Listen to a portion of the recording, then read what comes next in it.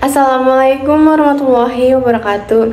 Hai teman-teman semuanya, sebelumnya perkenalkan nama saya Desi dari Fakultas Ekonomi dan Bisnis Prodi Akuntansi di Universitas Pancasakti Bekasi dengan nomor induk mahasiswa 290250028. Nah, di dalam video kali ini saya akan membahas tentang investasi dan penanaman modal dalam mata kuliah Perekonomian Indonesia. Berikut penjelasannya di next slide. Silahkan disimak ya teman-teman. Yang pertama di sini ada pengertian investasi. Apa sih investasi? Nah, investasi ini adalah tindakan atau kegiatan menanamkan sejumlah dana, waktu, atau sumber daya lainnya ke dalam suatu proyek, aset, atau instrumen keuangan dengan harapan mendapatkan keuntungan di masa depan. Tujuan utama dari investasi adalah untuk menghasilkan keuntungan atau pengembalian modal yang lebih tinggi daripada jumlah yang diinvestasikan awalnya. Investasi ini melibatkan tingkat risiko dan hasilnya tidak selalu dapat diprediksi. Investor perlu melakukan analisis risiko dan potensi keuntungan sebelum mengambil keputusan investasi. Nah, pengelolaan portofolio yang baik, diversifikasi, dan pemahaman yang mendalam tentang instrumen investasi adalah faktor penting dalam mencapai tujuan investasi dengan sukses. Selanjutnya adalah definisi investasi. Di sini ada beberapa menurut para ahli. Yang pertama ada menurut Sadono Sukirno. Pengertian investasi adalah aktivitas pengeluaran atau pembelanjaan modal untuk membeli barang-barang modal dan juga perlengkapan produksi dengan tujuan menambah kemampuan memproduksi barang dan jasa yang tersedia dalam perekonomian. Lalu yang kedua ada menurut Mulyadi bahwa investasi adalah sebuah keterkaitan antara sumber-sumber yang dalam suatu periode dengan masa yang panjang untuk mendapatkan hasil keuntungan di masa yang selanjutnya. Dengan begitu, investasi adalah mengembangkan uang atau aset lainnya agar memberikan keuntungan di masa mendatang untuk mencapai tujuan tertentu. Lalu yang ketiga ada menurut Abdul Halim, yaitu investasi pada hakikatnya merupakan penempatan sejumlah dana pada saat ini dengan harapan untuk memperoleh keuntungan di masa yang akan mendatang. Di sini ada tujuan investasi. Ada beberapa tujuan investasi yaitu sebagai berikut. Yang pertama yaitu untuk mendapatkan penghasilan tetap. Lalu yang kedua untuk memperoleh kehidupan yang lebih layak dan stabil di masa yang akan mendatang. Yang ketiga itu berguna untuk mengembangkan usaha. Yang keempat itu mendapatkan jaminan dalam bisnis. Lalu yang kelima itu membentuk dan mengontrol dana untuk suatu kepentingan khusus. Contohnya itu seperti kepentingan sosial, kepentingan ekspansi dan yang lain-lainnya. Yang keenam itu mengurangi tekanan inflasi. Lalu yang ketujuh investasi dapat dipergunakan untuk menjaga hubungan antar perusahaan. Dan yang terakhir yaitu berpartisipasi dalam pembangunan negara. Di sini juga ada bentuk investasi. Bentuk investasi ini dibagi menjadi dua, yaitu investasi aktiva real dan investasi aktiva finansial. Yang pertama di sini kita bahas investasi aktiva real dulu, yaitu investasi ini dilakukan oleh seseorang baik dalam bentuk yang terlihat maupun yang tidak terlihat, seperti investasi tanah, investasi logam, investasi properti, dan yang lain-lainnya. Yang kedua ini investasi aktiva finansial. Investasi aktiva finansial ini dilakukan oleh investor sebagai bentuk sekuritas. Contohnya itu yaitu investasi deposito dan di sini ada jenis investasi berdasarkan jangka waktu. Jenis investasi berdasarkan jangka waktu ini dibagi menjadi dua. Yang pertama ini investasi jangka pendek. Investasi ini memungkinkan untuk mendapatkan keuntungan kurang dari 3 tahun dan dapat langsung dikonversikan dengan uang atau jual. Nah, investasi jangka pendek ini memberikan return yang lebih kecil sehingga cocok untuk memenuhi kebutuhan dalam waktu dekat. Contohnya yaitu dari investasi jangka pendek adalah obligasi jangka pendek, lalu pasar saham dan sertifikat atau deposito. Yang kedua ini ada investasi jangka panjang. Nah, investasi jangka panjang ini membutuhkan waktu lebih dari 3 tahun untuk mendapatkan keuntungan. Return yang dihasilkan oleh investasi jangka panjang tentu juga lebih besar dibandingkan dengan investasi jangka pendek. Nah, investasi jenis ini sangat cocok bagi kamu yang membutuhkan tabungan untuk keperluan di masa depan seperti biaya pendidikan, dana kebutuhan nikah, dan lain sebagainya. Di sini ada manfaat investasi. Ada beberapa manfaat investasi diantaranya yaitu sebagai berikut. Yang pertama, meningkatkan aset. Nah, hal ini dapat diterapkan pada investasi properti pembelian tanah, apartemen, atau rumah yang harganya kelak akan naik. Namun, peningkatan nilai aset tidak didapatkan dalam waktu singkat, butuh waktu yang lama dan kesabarannya. Yang kedua ini yaitu memenuhi kebutuhan di masa depan. Nah, karena banyak kebutuhan yang tidak terduga di masa depan, investasi sangat tepat sebagai sarana pemenuhan kebutuhan yang menunjang masa depan. Nah, investasi di masa sekarang bertujuan untuk menunjang dan mendukung kehidupan di masa depan karena nilainya akan naik. Lalu yang ketiga itu ada gaya hidup hemat. Dengan investasi, seseorang akan mencoba hidup hemat untuk tetap berinvestasi. Pada akhirnya, orang tersebut akan menghindari yang namanya membeli hal-hal tidak penting dan bersifat lebih ekonomis. Lalu juga ada yang namanya menghindari hutang. Dengan gaya hidup sederhana, seseorang akan menghindari hutang, dan orang-orang yang memiliki komitmen investasi akan menghindari berhutang dan lebih memilih hidup hemat untuk memperbaiki keadaan ekonomi. Tipe investasi. Nah, tipe-tipe investasi ini dibagi menjadi dua, yaitu yang pertama direct investment dan yang kedua itu indirect investment. Kita bahas yang direct investment dulu ya.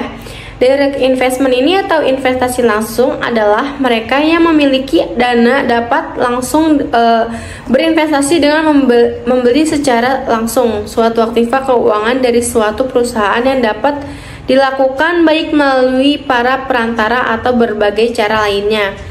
Nah, direct investment ini dibagi menjadi dua. Yang pertama itu investasi langsung yang tidak dapat diperjualbelikan, yaitu contohnya ada tabungan dan deposito. Lalu yang kedua itu investasi langsung dapat diperjualbelikan, contohnya itu investasi langsung di pasar uang, terus investasi langsung di pasar modal, dan investasi langsung di pasar turunan. Yang kedua ini indirect investment. Nah, indirect investment ini atau bisa dikatakan investasi tidak langsung adalah mereka yang memiliki kelebihan dana dapat melakukan keputusan investasi dengan tidak terlibat secara langsung, atau pembelian aktiva keuangan cukup hanya dengan memegang dalam bentuk saham atau obligasi saja. Contohnya ini adalah membeli saham dan obligasi yang dijual di pasar modal, dan itu juga biasanya dilakukan melalui perusahaan investasi atau adanya perantara atau bisa disebut dengan agen. Di sini juga ada yang namanya resiko yang berinvestasi. Nah, dalam melakukan hal apapun pasti tentunya ada yang namanya risiko. Nah, berikut adalah beberapa risiko umum yang terkait dengan berinvestasi. Yang pertama ini ada risiko pasar. Ini terkait dengan fluktuasi harga dan nilai aset akibat perubahan kondisi pasar. Faktor-faktor seperti kondisi ekonomi global, kebijakan pemerintah, atau peristiwa politik bisa mempengaruhi nilai investasi. Nah, yang kedua ini risiko saham. Investasi dalam saham memiliki potensi keuntungan yang tinggi, tetapi juga risiko tinggi karena pergerakan harga saham bisa sangat tidak stabil dan dipengaruhi oleh banyak faktor, termasuk kinerja perusahaan dan sentimen pasar. Lalu yang ketiga itu risiko obligasi. Nah, meskipun obligasi dianggap sebagai investasi yang lebih stabil dibandingkan saham, ada risiko terkait gagal bayar atau default oleh penerbit obligasi yang bisa menyebabkan kerugian bagi investor.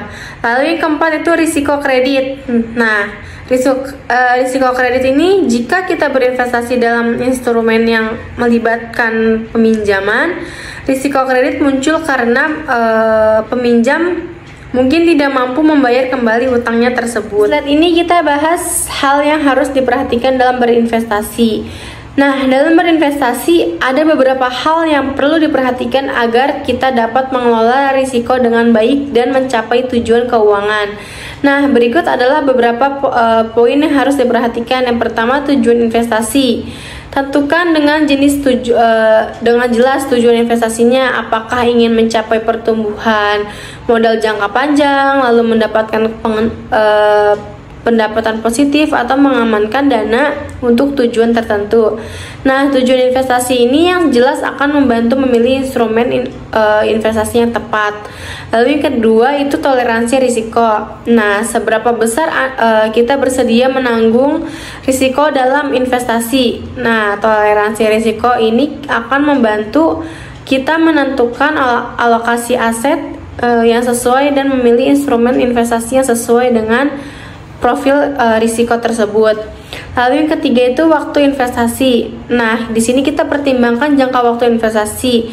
Investasi jangka panjang biasanya lebih cocok untuk mencapai pertumbuhan modal yang signifikan. Sementara untuk investasi jangka pendek lebih cocok untuk tujuan keuangan yang lebih dekat.